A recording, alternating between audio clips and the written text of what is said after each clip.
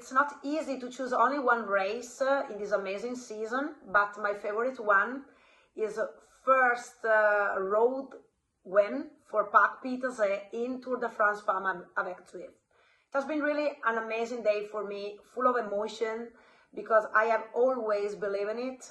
I follow Puck since she was really young, and then at that moment I realized that I was so lucky to be in live commentary. Every single first win she does in all the discipline she practices. So I was in mountain bike, I was in cyclocross, and I was also in Tour de France Femmes avec Zwift. Then Puck is also my daughter's idol. So I was thinking about my daughter crying at home, and yeah, it has been really an amazing day, full of emotion for many points of view. So thank you, Puck, for making me cry.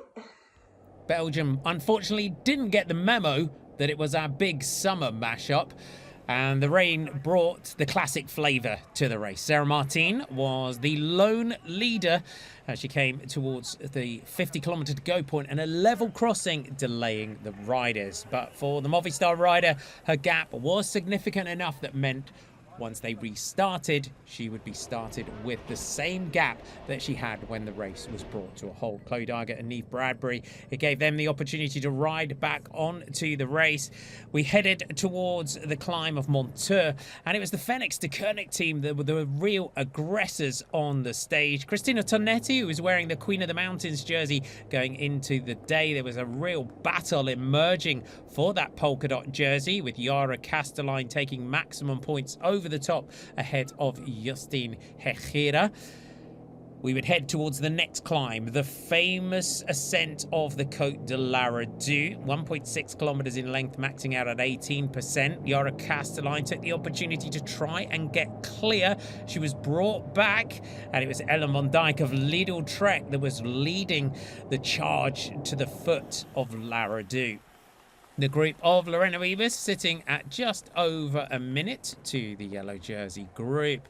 But for a lot of the sprinters, they would just want to survive today's stage. On to the punishing slopes of the Côte de la Redoute. Annemiek van Vleuten is the leader of the Queen of the Mountains Strava segment. It really would come alive at this point. Sylvia Persico of UAE ADQ had been an early pace setter.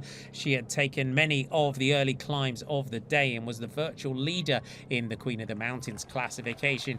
Perhaps a sign of things to come. It was Puck Pieterse of Fenix de Koenig that was on the front. Elisa Balsamo's job was done for Lidl Trek. She dropped back as they came towards the summit. The yellow jersey of Demi Vollering coming through towards the front with Cassia Nieuwiadoma. Puck Pieterse making sure she swept up maximum points just ahead of Nieuwiadoma and Vollering as they went over the top. Chloe Dygert perhaps showing the effects of the crash and the chase to get back in. The American from Canyon SRAM not having the day that she would want here on the classic stage.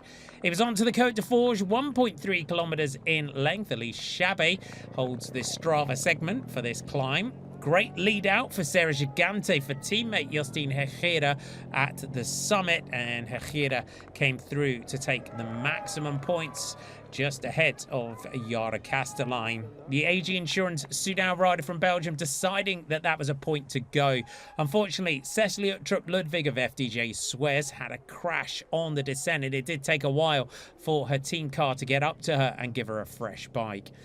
On to the next climb of the day, the Côte de la Roche au Faucon, and it was the yellow jersey of Demi Vollering ominously coming through towards the front and started to set the pace. Rihanna Marcus, Visma Lisa Bikes general classification rider, was one that was starting to get distance. As we came towards the summit, we had a select group of 4 at the front. Cassia Nieuwiadoma of Canyon SRAM, Demi Vollering in yellow, Puck Pieterse of Phoenix de Koenig with teammate Paulina Royackers just on the back. Puck Pieterse crested the summit, took maximum points and started this descent with her teammate on the back. Unfortunately, Royackers wouldn't be able to follow on the descent, and it came down to 3 as we headed towards the bonus sprint with 10 kilometers to go. Vollering took the 6 seconds ahead of Nuvia Doma, with Pieterse taking the 2, and these 3 would press on. They had opened an advantage over the group of Juliette Labousse of 28 seconds as they headed towards Liège. The gap was holding fast as they ran in towards the finish of the famous classic. Vollering led into the corner, Pieterse on the wheel, and Cassie at Nuvia Doma in a mirror image of Liège. Bastogne-Liège launched her move early. Puck Pieterse playing the game perfectly, forcing the yellow jersey to chase the young rider on the back, whether it's on the cyclocross bike, on the mountain bike. She was looking to put the disappointment of the Olympic Games behind her. She launched her move for the line. Vollering came up onto the wheel, came past, and it would come down to the throw to the line between Puck Pieterse and Demi Vollering, and it would take some time before they got the nod that it was Puck Pieterse of Phoenix de Koenig that took the stage victory. If you're going to take your first road win, you may as well do it on the biggest stage there is here at the Tour de France Femmes avec Zwift. There's the photo finish. I think Puck Pieterse will be framing that one and putting it on her wall. She takes the stage into Liège, ahead of Demi Vollering and Cassie Nuvia Doma. Kim Lecourt leads the group in behind. Rupp, De Jong, Musique, Van Anrooy, Fischer, Black and Meyering, your top 10.